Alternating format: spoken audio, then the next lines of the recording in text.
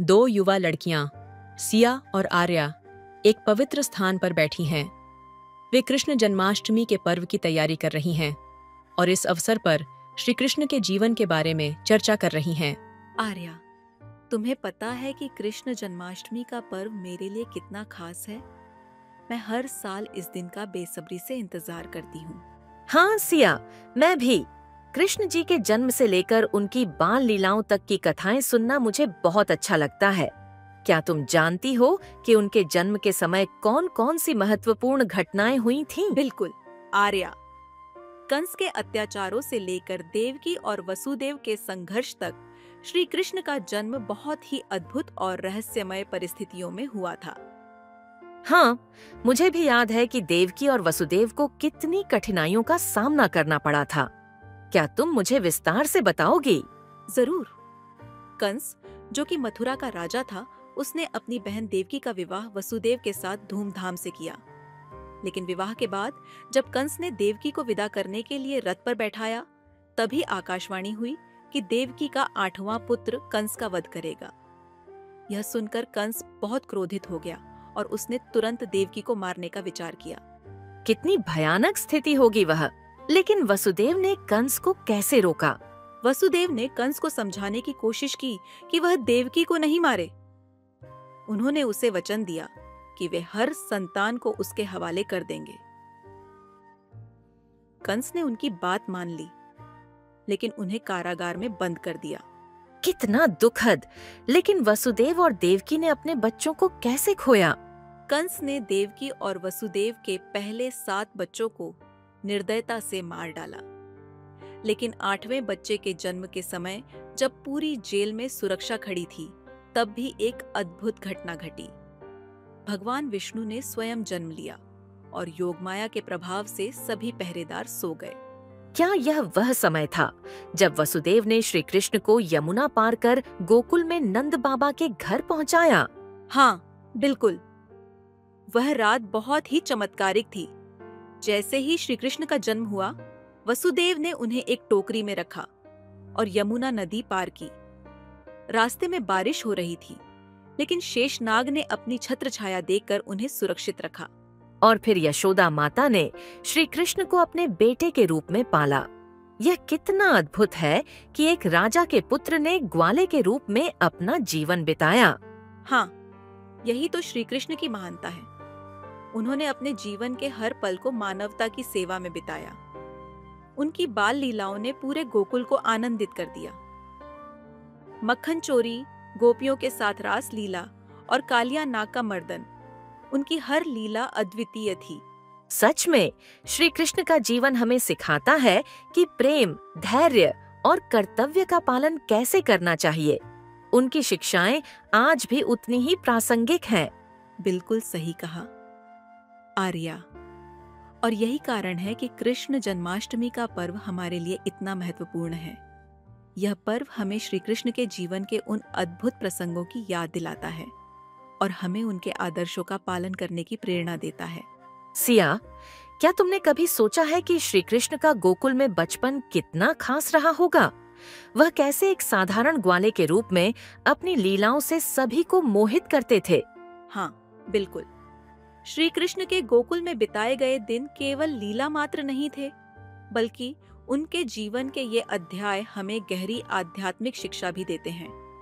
जैसे कि वह बचपन में ही अपने बाल सखा गोपालों के साथ गाय चराने जाते थे और वह समय उनके लिए कितना मधुर होता था।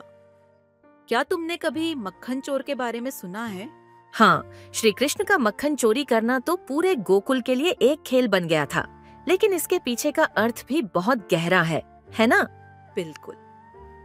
मक्खन चोरी का मतलब सिर्फ खेल या मस्ती नहीं था। श्री कृष्ण ने अपने इस बाल स्वरूप में गोपियों का मक्खन चुराकर उन्हें अपनी भक्ति की ओर आकर्षित किया। मक्खन, जो कि शुद्धता और प्रेम का प्रतीक था, उसे चुराकर वे अपने भक्तों के दिलों को जीतते थे। और कालिया नाग का मर्दन, वह घटना भी तो बहुत महत्वपूर्ण है। श्री कृष्ण ने कैसे अपनी बुद्धिमत्ता और शक्ति से यमुना नदी को उस विषैले नाग से मुक्त किया था। हाँ, कालिया नाग का मर्दन भी श्री कृष्ण की वीरता का अद्वितीय उदाहरण है। उस समय यमुना नदी के जल में कालिया नाग ने विष फैलाया था, जिससे पूरे गोकुल में भय का माहौल था। तब बालक श्री कृष्ण ने अपने छोटे से स्वरूप में कालिया को पराजित कर दिया और यमुना को शुद्ध कर दिया। कितना अद्भुत है! एक छोटे बालक के रूप में श्री कृष्ण ने जो लीलाएं की, वे न केवल अद्वितीय हैं, बल्कि हर बार उन्होंने धर्म और न्याय का संदेश दिया। सही कहा आर्या। इसके बाद भी कई ऐसी घटनाएं हुई जिन्होंने श्री कृष्ण को सिर्फ एक बालक नहीं बल्कि एक महानायक के रूप में स्थापित किया। क्या तुमने गोवर्धन पर्वत उठाने की कथा सुनी है? हाँ, लेकिन तुमसे सुनना और भी खास होगा। बताओ ना सिया। एक बार इंद्र देवता ने गोकुल वासियों से नाराज होकर मूसलाधार वर्षा करने का निर्णय लिया। पूरी गोकुल नगरी पानी में डूबने लगी। तब श्री कृष्ण ने अपनी छोटी उंगली पर गोवर्धन पर्वत उठाकर पूरे गोकुल वासियों को सुरक्षित रखा। इंद्र ने जब देखा कि एक छोटा बालक उसकी सारी शक्तियों को चुनौती दे रहा है, तो उसे अपनी गलती का एहसास हुआ और उसने श्री कृष्ण से माफी मांगी। वाकई यह तो बहुत बड़ी बात है। एक छोटे बालक का इतना साहस और शक्ति। श्री कृष्ण ने गोवर्धन पर्वत को उठाकर हमें यह सिखाया कि जब भी संकट आए, हमें हिम्मत और विश्वास से उसका सामना करना चाहिए। हाँ, और इसी तरह श्री कृष्ण ने अपने बालपन में ही गोकुल वासियों के दिलों में एक अनंत श्रद्धा और प्रेम का संचार किया। उनकी हर लीला में एक गहरा संदेश छुपा होता था, जो हमें जीवन की सही दिशा दिखाता है। सिया, श्री कृष्ण की ये कथाएं सुनकर मेरा मन उनके प्रति और भी श्रद्धावान हो गया है। उनकी बाल लीलाओं से लेकर उनके युवा होने तक हर घटना में इतना कुछ सीखने को मिलता है। हाँ आर्या, और यही तो कृष्ण जन्माष्टमी का महत्व है। यह दिन हमें उनके जीवन के हर पहलू को याद करने और उससे सीखने का अवसर देता है। सिया, चलो अब हम जन्माष्टमी की तैयारियों को और भी खास बनाते हैं। उनके लिए सुंदर झूला सजाते हैं, उनकी लीलाओं के प्रसंगों को गीतों में गाते हैं और उनके प्रति अपनी भक्ति को व्यक्त करते हैं। हाँ, चलो श्री कृष्ण की भक्ति में डूबकर हम उनकी शिक्षाओं को अपने जीवन में उतारें और इस जन्माष्टमी को और भी पावन बनाएं। सिया, श्री कृष्ण के जीवन की हर घटना इतनी अद्वितीय है कि जितना जानो उतनी ही गहरी होती जाती है। लेकिन मुझे एक बात जानने की बहुत इच्छा है। जब श्री कृष्ण ने मथुरा जाकर कंस का वध किया, वह कैसे हुआ? हाँ आर्या, वह घटना श्री कृष्ण के जीवन का एक महत्वपूर्ण मोड़ था। बचपन से ही कंस ने उन्हें मारने की कई कोशिशें की, लेकिन श्री कृष्ण हर बार अपनी बुद्धिमत्ता और शक्ति से उन सब चुनौतियों को पार कर गए। अंत में जब समय आया तो वे अपने बड़े भाई बलराम के साथ मथुरा पहुँचे। मथुरा की यात्रा के बारे में सुनकर बहुत रोचक लगता है। क्या कंस को पहले से ही पता था कि श्री कृष्ण आने वाले हैं? हाँ, कंस को यह जानकारी थी कि श्री कृष्ण मथुरा आ रहे हैं, इसलिए उसने एक योजना बनाई। कंस ने अपने सबसे शक्तिशाली योद्धाओं को बुलाया और उन्हें आदेश दिया कि वे श्री कृष्ण और बलराम को कुश्ती में हराकर मार डालें। तब श्री कृष्ण और बलराम ने क्या किया? वे तो अभी बच्चे ही थे। कैसे उन्होंने कंस और उसके शक्तिशाली योद्धाओं का सामना किया? श्री कृष्ण और बलराम ने अपनी कुश्ती कला से सभी योद्धाओं को पराजित किया। यह देखकर कंस ने स्वयं श्री कृष्ण का सामना करने का निर्णय लिया, लेकिन श्री कृष्ण ने बड़ी ही चतुराई और वीरता से कंस को उसके ही सिंहासन से नीचे गिराया और उसे पराजित कर मथुरा को उसके अत्याचारों से मुक्त किया।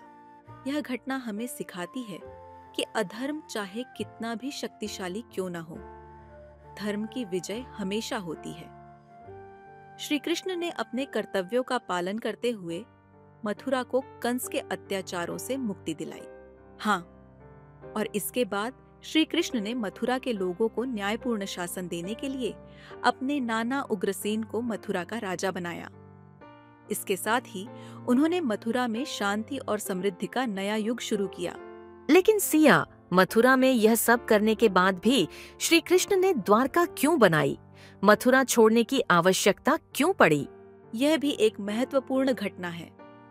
कंस के वध के बाद कंस के ससुर जरासंध ने मथुरा पर बार बार आक्रमण किया। श्री कृष्ण ने मथुरा के लोगों की सुरक्षा के लिए द्वारका का निर्माण किया, जो समुद्र के बीचों बीच स्थित थी। द्वारका की सुरक्षा इतनी मजबूत थी कि वहां पर कोई भी बाहरी आक्रमण सफल नहीं हो सकता था। द्वारका, वह नगरी जो स्वर्ण से बनी थी और जिसके चारों ओर समुद्र था, वह तो सचमुच अद्वितीय नगरी रही होगी। श्री कृष्ण की दूरदर्शिता और नेतृत्व की यह मिसाल है। हाँ, द्वारका श्री कृष्ण के शासन काल की महानता का प्रतीक थी। वहां पर उन्होंने न्याय, धर्म और समृद्धि के नए मानदंड स्थापित किए। द्वारका न केवल एक भव्य नगरी थी, बल्कि वहां के लोग भी श्री कृष्ण के मार्गदर्शन में सुखी और संतुष्ट थे। और रुक्मिणी जी के साथ उनका विवाह, वह तो एक और अद्भुत घटना है। श्री कृष्ण ने कैसे रुक्मिणी जी को अपहरण करके उनसे विवाह किया?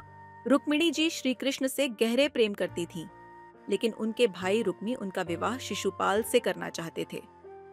रुक्मिणी ने श्री कृष्ण को पत्र लिखकर अपनी चिंता बताई। श्री कृष्ण ने तुरंत रुक्मिणी को उनके विवाह मंडप से अपहरण कर लिया और उनसे विवाह किया। यह घटना हमें सिखाती है कि सच्चे प्रेम के लिए किसी भी बाधा को पार किया जा सकता है। सिया, श्री कृष्ण के जीवन की हर घटना हमें जीवन की किसी न किसी सच्चाई का बोध कराती है। उनकी लीलाओं में प्रेम, भक्ति, न्याय और कर्तव्य का समागम है। हाँ, और यही कारण है कि कृष्ण जन्माष्टमी का पर्व हमें उनकी लीलाओं को याद करके उनके आदर्शों को अपने जीवन में अपनाने का अवसर देता है। सिया, आज की चर्चा ने मेरे मन में श्री कृष्ण के प्रति और भी गहरी भक्ति जागृत कर दी है। अब मैं जन्माष्टमी की रात को उनके बाल स्वरूप की पूजा करूंगी और उनके जन्म का उत्सव मनाऊंगी। हाँ, आर्या, जन्माष्टमी की रात को श्री कृष्ण के जन्म का उत्सव मनाना एक अद्वितीय अनुभव होता है।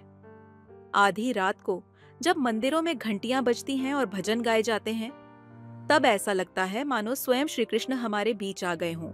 सिया, जन्माष्टमी की रात की वह विशेष आरती कितनी अद्भुत होती है ना?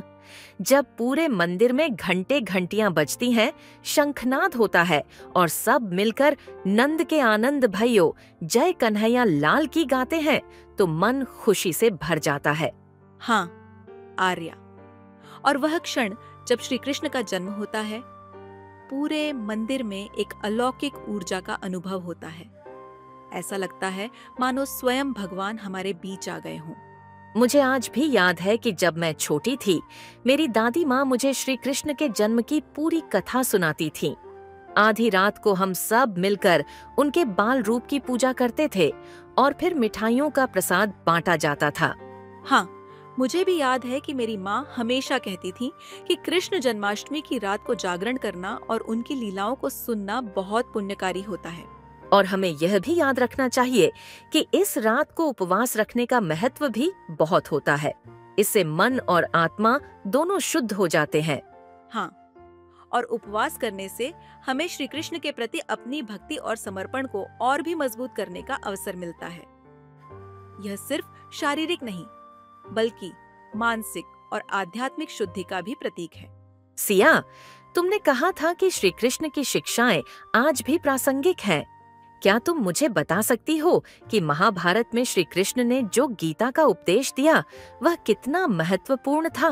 महाभारत का युद्ध, जिसे धर्म और अधर्म की लड़ाई कहा जाता है, उसमें श्री कृष्ण का गीता का उपदेश मानव जीवन का सार है।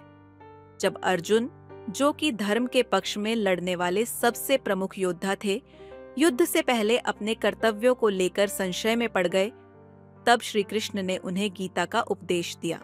और उस उपदेश का मुख्य संदेश क्या था? गीता में श्री कृष्ण ने अर्जुन को कर्म योग का संदेश दिया। उन्होंने कहा कि हर व्यक्ति को अपने कर्तव्य का पालन निस्वार्थ भाव से करना चाहिए और उसके फल की चिंता नहीं करनी चाहिए। कर्मण्येवाधिकारस्ते मा फलेषु कदाचन, यह श्लोक इसी का प्रतीक है। तो इसका मतलब यह है कि हमें अपने जीवन में केवल अपने कार्यों पर ध्यान देना चाहिए और उनके परिणामों की चिंता नहीं करनी चाहिए। बिल्कुल, श्री कृष्ण का यह उपदेश हमें सिखाता है कि सफलता और असफलता की चिंता किए बिना अपने कर्तव्यों का पालन करना ही सही मार्ग है। इससे हमारे जीवन में संतुलन और शांति बनी रहती है। ये सिखावन हमारे जीवन के हर पहलू में लागू होती है ना? चाहे वह हमारी पढ़ाई हो, काम हो या रिश्ते हो। हाँ, और यही श्री कृष्ण की महानता है। उनके उपदेश न केवल उस समय के लिए थे, बल्कि वे आज भी उतने ही प्रासंगिक हैं। उनके जीवन से हमें सीखने के लिए बहुत कुछ मिलता है। सिया, आज की यह चर्चा मेरे लिए बहुत महत्वपूर्ण रही है। मुझे ऐसा लग रहा है जैसे मैं श्री कृष्ण के और भी करीब आ गई हूँ। उनकी लीलाओं और उपदेशों को जानकर मुझे अपने जीवन में उन्हें लागू करने की प्रेरणा मिल रही है। मुझे भी। आर्या, जब हम श्री कृष्ण के जीवन की बात करते हैं तो ऐसा लगता है कि उनके प्रति हमारी भक्ति और भी गहरी हो जाती है। और यही जन्माष्टमी का असली उद्देश्य है, भगवान के प्रति अपनी श्रद्धा और भक्ति को और भी प्रगाढ़ करना। हाँ सिया, और अब जब आधी रात को हम श्री कृष्ण के जन्म का उत्सव मनाएंगे तो उनकी लीलाओं और उपदेशों को अपने जीवन में उतारने का संकल्प भी लेंगे। बिल्कुल। तो चलो अब हम बाकी तैयारियां भी पूरी कर लें। जन्माष्टमी की रात अब ज्यादा दूर नहीं है और हमें श्री कृष्ण का स्वागत पूरे मनोयोग से करना है। आधी रात का समय नजदीक आ गया है। सिया और आर्या ने मिलकर मंदिर को सुंदर सजावट से सजा दिया है। मंदिर की दीवारों पर रंग बिरंगी लाइटें चमक रही हैं, फूलों की मालाओं से सजी मूर्तियां और श्री कृष्ण का सुंदर झूला सबकी निगाहों को आकर्षित कर रहा है। दोनों ने मिलकर श्री कृष्ण के बाल रूप की मूर्ति को नहलाया, नए वस्त्र पहनाए और सुंदर मुकुट से सजाया है। अब वे श्री कृष्ण के जन्म का बेसब्री से इंतजार कर रही हैं। आर्या, सिया, इस रात का इंतजार मैं पूरे साल करती हूँ। जब मैं श्री कृष्ण के जन्म की आरती में शामिल होती हूँ तो ऐसा लगता है जैसे मैं भी गोकुल में हूँ और उनके जन्म का साक्षी बन रही हूँ। हाँ आर्या, यह समय वाकई अद्भुत होता है। जब मंदिर में घंटियां बजती हैं, भजन गाए जाते हैं और शंख की ध्वनि होती है तो ऐसा लगता है जैसे स्वयं भगवान हमारे बीच में आ गए हों। और आज की रात तो और भी खास है। हमने श्री कृष्ण के जीवन के इतने महत्वपूर्ण प्रसंगों पर चर्चा की जिससे मुझे उनके प्रति और भी गहरी श्रद्धा का अनुभव हो रहा है। हाँ, और उनकी लीलाओं और उपदेशों को याद करके ऐसा लगता है जैसे हम अपने जीवन को और भी सार्थक बना रहे हैं। श्री कृष्ण ने हमें जो सिखाया वह केवल उस समय के लिए नहीं, बल्कि हमारे जीवन के हर दिन के लिए है। तभी मंदिर की घंटियां बजने लगती हैं और चारों ओर जय कन्हैया लाल की के जयकारे गूंजने लगते हैं। सिया और आर्या खुशी से भर उठती हैं और दोनों आरती की थाली लेकर श्री कृष्ण की मूर्ति के सामने खड़ी हो जाती हैं। जय श्री कृष्ण! यह पल कितना पावन है सिया। जैसे ही श्री कृष्ण का जन्म हुआ ऐसा लगा जैसे सारा संसार रोशनी से भर गया हो। हाँ आर्या, यह क्षण हमारे जीवन के सबसे सुंदर क्षणों में से एक है। जब हम उनके जन्म का उत्सव मनाते हैं तो ऐसा लगता है जैसे हमारे जीवन में भी एक नई ऊर्जा का संचार हो गया हो। दोनों ने मिलकर श्री कृष्ण की आरती की, भजन गाए और फिर मिठाइयों का प्रसाद बांटा। चारों ओर खुशी का माहौल था। हर कोई श्री कृष्ण के जन्म का उत्सव मना रहा था। सिया, आज की रात वाकई खास रही। हमने न केवल श्री कृष्ण के जन्म का उत्सव मनाया, बल्कि उनकी लीलाओं और उपदेशों को भी याद किया, जो हमें जीवन में सही मार्ग दिखाते हैं। हाँ आर्या, और मुझे लगता है कि इस जन्माष्टमी ने हमारे दिलों में श्री कृष्ण के प्रति और भी गहरा प्रेम और भक्ति भर दी है। उनकी शिक्षाओं को अपने जीवन में अपनाकर हम अपने जीवन को और भी अर्थपूर्ण बना सकते हैं। बिल्कुल सिया, श्री कृष्ण का जीवन हमें सिखाता है कि चाहे कितनी भी चुनौतियां आएं, हमें धर्म के मार्ग पर चलते रहना चाहिए। उनके उपदेश हमें हर परिस्थिति में सही निर्णय लेने की प्रेरणा देते हैं। तो चलो इस जन्माष्टमी पर हम एक संकल्प लें। हम श्री कृष्ण की शिक्षाओं को अपने जीवन का हिस्सा बनाएंगे और उनके बताए मार्ग पर चलने की कोशिश करेंगे। हाँ सिया, यह जन्माष्टमी हमें एक नई शुरुआत का अवसर दे रही है। हम इस पावन अवसर पर श्री कृष्ण के चरणों में अपनी भक्ति अर्पित करते हुए उनके उपदेशों को अपने जीवन में आत्मसात करेंगे। दोनों ने मिलकर श्री कृष्ण के सामने प्रणाम किया और उनके जीवन की प्रेरणाओं को अपने दिल में संजोकर इस जन्माष्टमी को एक यादगार पल के रूप में मनाने का संकल्प लिया। इस प्रकार सिया और आर्या ने जन्माष्टमी की रात को पूरे उत्साह और श्रद्धा के साथ मनाया।